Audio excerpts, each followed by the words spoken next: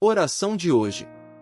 Senhor Deus, neste sábado, eu me coloco sob tua proteção, confiando nas promessas do Salmo 91. Tu és o meu refúgio e a minha fortaleza, o Deus em quem confio.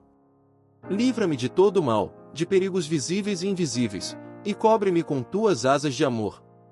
Hoje, escolho habitar no esconderijo do Altíssimo, descansar à sombra do Onipotente. E declarar com fé que nenhuma praga chegará à minha casa.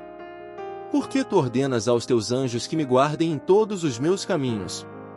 Fortalece meu coração neste dia, Senhor.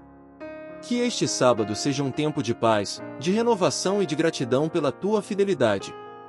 Mesmo quando o mundo ao redor estiver agitado, que eu encontre segurança na tua presença. Obrigado, Pai, por ser meu abrigo seguro. Em nome de Jesus, amém.